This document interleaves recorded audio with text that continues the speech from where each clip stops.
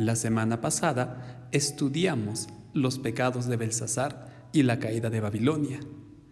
Esta semana, el capítulo 6 resalta la fidelidad de Daniel. Este profeta estuvo dispuesto a ser devorado por los leones antes de poner en peligro su relación con Dios. Finalmente, su fidelidad a Dios y su lealtad al rey fueron reivindicadas. El rey reconoció que en todo esto fue Dios quien salvó a su profeta del foso de los leones con sus ángeles.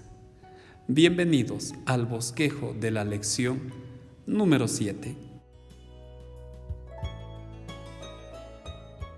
Esta lección la vamos a bosquejar con los siguientes 3 objetivos. En el primero, vamos a ver cuáles fueron los celos y los ataques que recibió Daniel. En el segundo objetivo, estaremos estudiando la fidelidad de este profeta. Y finalmente, veremos la adoración a Dios.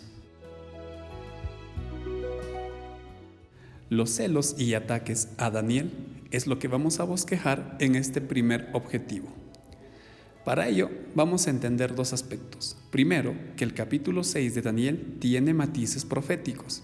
Y en segundo lugar, vamos a considerar el caso de Daniel. En el siguiente contexto, Daniel desde el capítulo 1 se propone mantener fidelidad a Dios. Y esto se lee a lo largo de su libro. Ahora, con la llegada de los persas, Daniel mantiene esto y le da a Dios el primer lugar.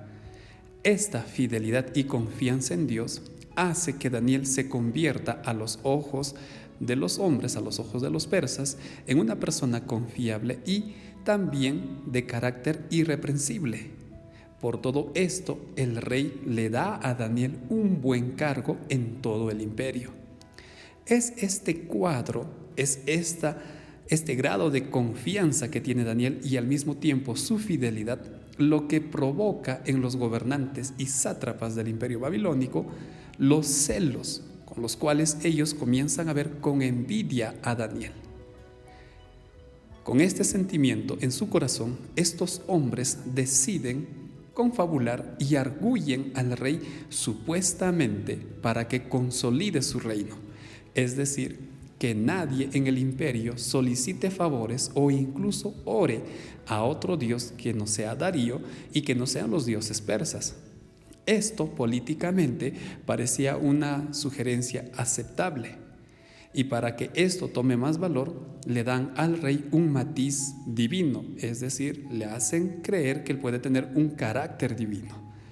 Con el orgullo inflado, el rey Darío decide firmar ese decreto sin saber que con ese decreto estaba condenando a Daniel. Ahora vamos a ver el contexto profético del cual hablamos. Todo esto prácticamente va a tener un cumplimiento en el tiempo del fin. Si actualizamos las figuras, encontraremos que si la Iglesia Adventista, si nosotros como pueblo de Dios decidimos mantener nuestra lealtad y fidelidad a Dios, esto va a generar el celo, esto va a generar la envidia del mundo. Por lo tanto, ellos con el poder político harán todo lo posible para que como pueblo de Dios dejemos de adorar a Cristo y al mismo tiempo, si nosotros seguimos siendo fieles a Dios, llegarán a poner penas de muerte. Por lo tanto, el caso de Daniel nos sirve también para saber qué es lo que podemos hacer durante el tiempo del fin. La fidelidad de Daniel. Segundo objetivo. Daniel llega a saber que hay un plan para que él pueda caer. Ahora vamos a entender otro aspecto. Si Daniel confiaba en Dios, él sabía que Dios estaba siempre presente en sus oraciones, tal como dice Mateo 6:6. Por otro lado, a estas alturas, la lección resaltaba que Daniel ya había recibido las visiones del capítulo 7 del capítulo 8. Por lo tanto, Daniel conoce el gran conflicto en medio del cual él está viviendo. Al mismo tiempo, Daniel tiene presente el testimonio de sus 3 amigos cuando fueron arrojados al horno de fuego ardiente. Y por último, Daniel comprendía que él estaba siendo observado, que él estaba siendo visto por todas las personas y por lo tanto su testimonio era crucial. En medio de todo esto podemos entender lo siguiente: Daniel no estaba preocupado por su vida. Lo que a Daniel le causaba más preocupación era su lealtad a Dios. Por eso, como dice el versículo 10, Daniel, tal cual era su costumbre, llega a su casa y, abiertas las ventanas, decide orar mirando hacia Jerusalén. Con esto, ahora sí, aquellos gobernantes y sátrapas tenían motivos para acusarlo al rey, y eso es lo que hicieron. Exigieron al rey cumplir la ley de Media y Persa, y muy a su pesar, Darío tuvo que aceptar esto y envía a Daniel al foso de los leones, orando y suplicando para que Dios libere a Daniel. Hasta aquí podríamos decir que estos líderes, estos sátrapas, salieron aparentemente vencedores. Pero hay algo que ellos no comprendían y Daniel sí. Era Dios quien estaba permitiendo a Daniel caer en el foso de los leones. Y aún en esa situación, Daniel seguía confiando en Dios.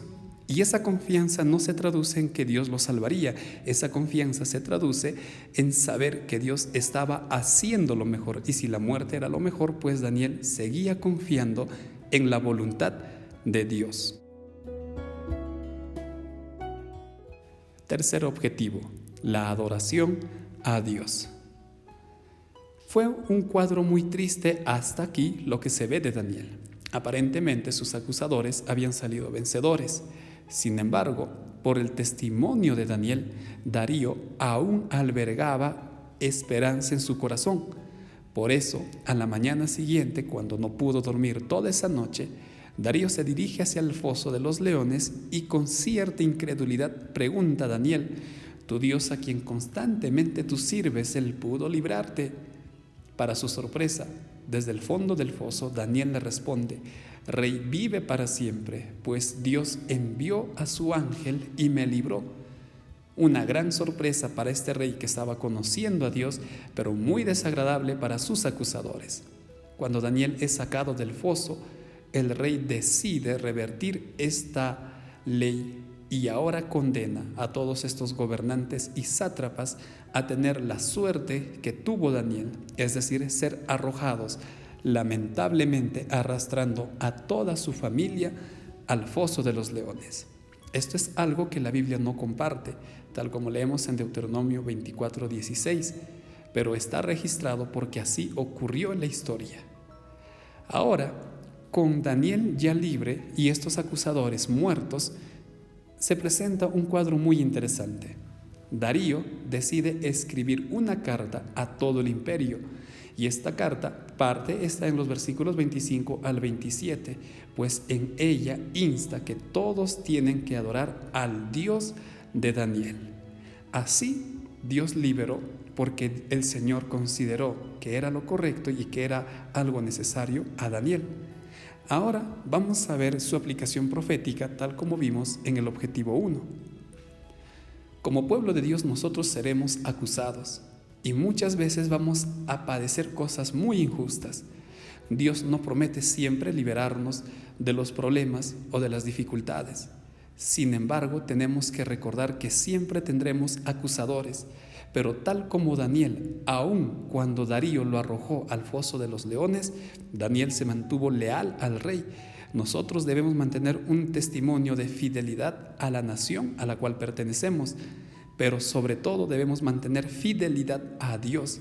Y recordemos que será nuestro testimonio, aún en medio de acusaciones falsas, la que llevará a muchas personas para que adoren y conozcan a nuestro Dios. Por lo tanto, tal como Daniel, tenemos que preocuparnos en ser fieles y leales a Dios. Con estas 3 preguntas vamos a resumir nuestro bosquejo. ¿Qué podemos aprender de Daniel para que Dios nos use eficientemente? ¿Qué testimonio damos a los demás acerca de nuestra fidelidad a Dios? Finalmente, ¿por qué nuestro testimonio puede conducir a otras personas a adorar a nuestro Señor? Finalmente, decidamos organizar bien nuestras prioridades y planifiquemos nuestros sueños y objetivos, sabiendo que es a Dios a quien debemos dar el primer lugar. Luego, con oración, dejemos que Dios nos utilice en este mundo. De esta manera, estamos finalizando este nuevo bosquejo. Muchas gracias por ver este video. Que el Señor te bendiga. Hasta la próxima semana.